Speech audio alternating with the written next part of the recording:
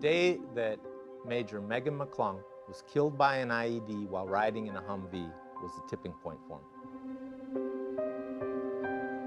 I had to do something. If not me, then who? And if not now, then when? It was one of those situations. And I just said, no.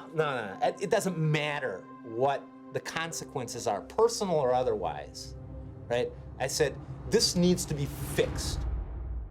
Whistleblowers are just people who said there's something more important here than my boss or the general or the admiral or the president. The most common vehicle used was the Humvee. They were never built to withstand weapons that the insurgents were using, these IEDs. The estimates are that about a third of the casualties in Iraq were due to Humvees. Hundreds of Marines were tragically lost, and probably thousands maimed unnecessarily. So I said, let's replace the Humvees with what are called MRAPs, mine-resistant ambush protective vehicles. The MRAP was bound to save lives. It's more survivable than Humvee because it has this V-hull that deflects the blast out rather than focusing it or carrying it straight up. The base is much higher off the ground, so it's further away from the center of the blast. Tailor-made for bombs were IEDs. But it wasn't a new solution. The Marines had asked for MRAPs, but that request had been pushed back.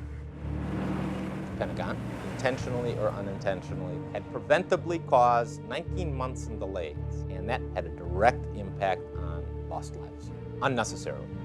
I came with these concerns to my supervisors. No success. Then communicating directly with the agency that's supposed to be providing the support. No luck there. Then working with Systems Command. Well, Systems Command depended on other parties. No luck there. And so I was determined to bring this to the attention of the Office of the Secretary of Defense. But when the officials saw the brief that I was going to present, they said, absolutely not. That cannot be allowed to go forward. When they get to the end of that chain of command and it becomes more important that nobody get embarrassed, that some people eventually decide, you know what, I'm going to do the outside play. I contacted Sharon Weinberg of the blog called Danger Room. He was a champion for fighting against the Pentagon bureaucracy that was slowing things down. Military industrial. And the military piece is supposed to be in charge. Tell the industry, you know? But what happens is the bureaucracy has its own interest. We had documents backing it up, and so we went ahead and published it. Publishes the actual document on Danger Room, which was very, very helpful. That got the attention of Senator Biden and his staff. They asked whether I would like to speak to USA Today. I said yes. I got a call from Tom Vandenbroek, I believe, the very next day. And as soon as I found out about Franz, I thought, oh my God, I've got a real live, honest-to-God whistleblower who knows what's going on. I provided him unclassified information, which was key to understanding the issue. I thought immediately we were embarking on a bigger project to find out why these vehicles hadn't been getting there in the first place. And immediately he took and ran with it, and he understood and was fortunately able to bring this to a front-page article.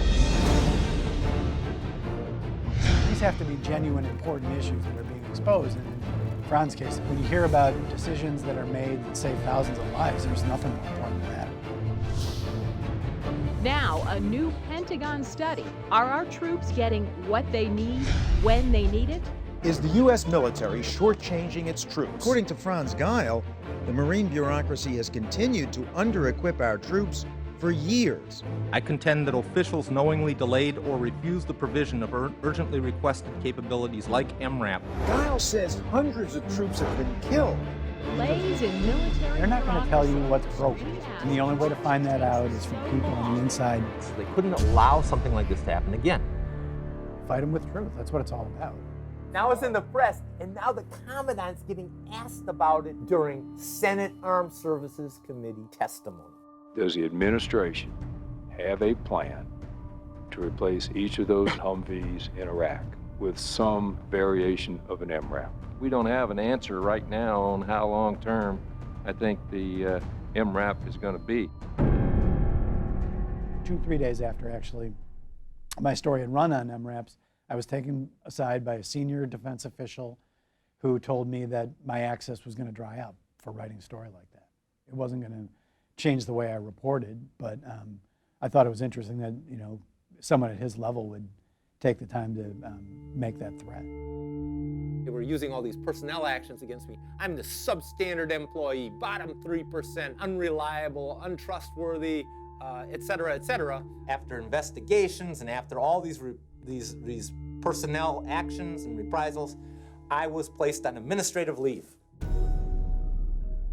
The MRAPs are starting to get media attention, but the guy who makes it happen, Franz Gayl, is losing his security clearance and is getting pounded on in his own job. I was fearful. If I have to leave the government now and I don't have security clearances, we're gonna have to move away. I can't get a job around here. You can't do anything without a security clearance around DC area. I knew that life was gonna go fall off a cliff. With the things that's going through in his head and work and family and my children, all this chaos thing, we went through with it. I mean, like, tough time, you know, but we hang in there each other. When Gates saw the stuff the whistleblower was pushing out there, everything changed. Secretary of Defense Gates, first thing he did is establish what was called the MRAP Task Force. Vehicles like the MRAP provide the best protection available against roadside bombs, and so the need for these kinds of vehicles will not soon go away. The MRAP started going out there en masse. This is the largest acquisition program for the Department of Defense since World War II. Working around the clock to keep these trucks in the fight. We sent more than 24,000 MRAPs to our warfighters. This MRAP saved the lives of 5 Marines who were in it. Dust everywhere, and then when the dust settled, everybody was like, are we okay, are we okay? And we were all good and moved on. It protected our soldiers. That's what matters. We were in a lot better shape than had we been in a Humvee. Made a difference, saved lives every day. We were all lucky to be alive. The MRAP saved my life. We were able to bring everybody home alive.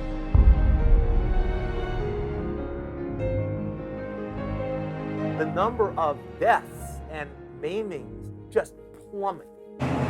I've been a reporter for 25 years, and there's nothing that's been more satisfying than this story. Because a whistleblower stood up and said, you know what, this is the right thing to do. Lives were saved. And that, to me, is the definition of a hero. My husband, I consider him hero, but he didn't think he wanted me to call him hero like that because he loves the Marine, and he just did what he needs to do. And I'm proud of him. I love you, honey. I think you are so good, and I'm very, very proud of you. We made it happen. And that was hugely satisfying. He's losing his job while the right thing is happening. This is where wonderful advocates who have been helping me all these years really came to the rescue. We at the Project on Government Oversight worked with our colleagues at the Government Accountability Project, and we started a public campaign to ask people around the country to demand to protect the man who actually is helping to save our troops. And we got thousands and thousands of letters. Pogo approached the Office of Special Counsel. They actually cited our public appeal in their ruling in his favor. At that point, the Marine Corps contacted me immediately and said, well, now you can come back to work. Now knock on the door. They've come for me. Agents raiding his home. I knew that I was being watched, and I knew that I was being investigated. They actually brought down the presidential home because they thought I might be on board.